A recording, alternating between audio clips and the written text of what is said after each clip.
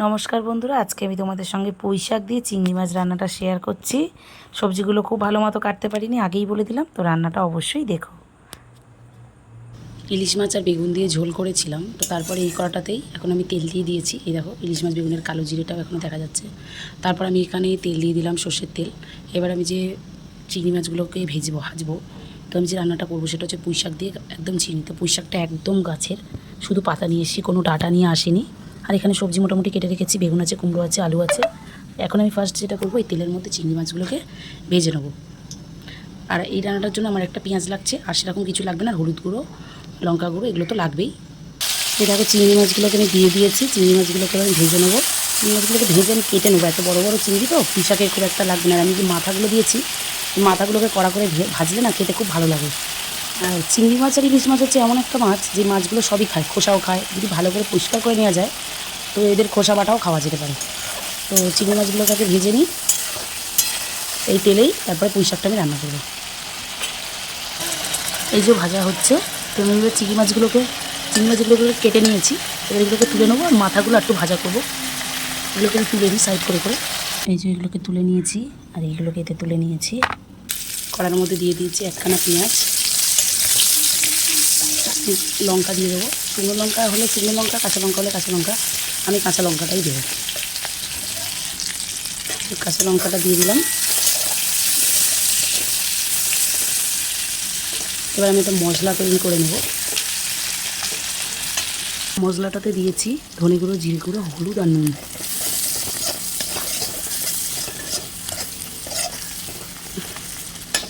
এর মধ্যেই দিয়ে দেবো সবজিগুলো একে একে।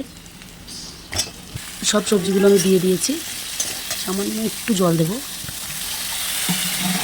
দিয়ে এবার সবজিগুলোকে দিয়ে ভালোভাবে ভাজা ভাজা করি।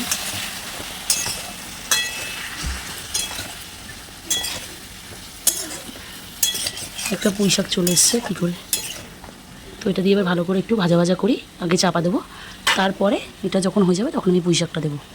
এটার মতন হয়ে গেছে। এই যে জলটাও শুকিয়ে গেছে। এবার খুলে আমি একটু নেড়ে দেবো। আলুগুলো এই যে মোটামুটি কিছুটা সেদ্ধ হয়েছে, এখনও হয়নি, বেশ কিছুটা বাকি।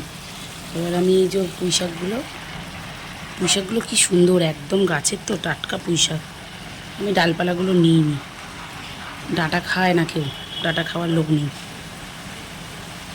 তো এই পুঁই শাকটা দিয়ে বেশ কিছুক্ষণ নেড়ে আবার চাপা দিয়ে দেবো। পুঁই শাক দিয়ে একটু নেড়ে নিই। পুঁই শাকটা দিয়ে এবার হোক বেশ কিছুক্ষণ, একটু চাপা দিয়ে দেবো।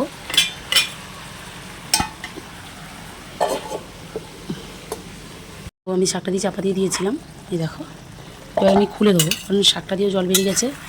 আর আমি এক ফোঁটাও জল দিইনি। যা রান্না হবে এই জলেই, এই শাকের জলেই রান্না হবে। যে শাকটাও মোটামুটি হয়ে গেছে, সবজিগুলো মোটামুটি গলে গেছে। এতে তো আর কিছু দেবার নেই মশলা। এবার আমি যে চিংড়ি মাছগুলো ভেজে রেখেছিলাম সেগুলোকে দিয়ে দেবো। দিয়ে একটু নেড়ে দিই। নেড়ে দিয়ে আবার বেশ কিছুক্ষণের জন্য, আবার 5 মিনিটের জন্য চাপা দিয়ে রেখে দেবো। বাকি যেটুকুনি সবজিটা হয়নি সেটা হয়ে যাবে। হয়নি বলতে কুমড়ো একটু বাকি আছে, একটু হয়ে যাক। তো চিংড়ি মাছটা দিয়ে চাপা দিয়ে 2 মিনিটের মতন রেখে এবার চাপাটা খুলবো। আমি যে আলুগুলো প্রথমের দিকেই বড় বড় করে দিয়েছিলাম, কারণ কি এবারে লাস্টের দিকে আমি আলুগুলো একটু ভেঙে দেবো, তাহলে একটু মাখা মাখা হয়ে যাবে। এবার আলুগুলোকে আমি ভেঙে দিলাম, দেখলাম সেদ্ধ হয়ে গেছে। তো আমার পুঁই শাকটা রেডি। রেসিপিটা কেমন লাগলো অবশ্যই জানিও, পাশে থেকো। টাটা।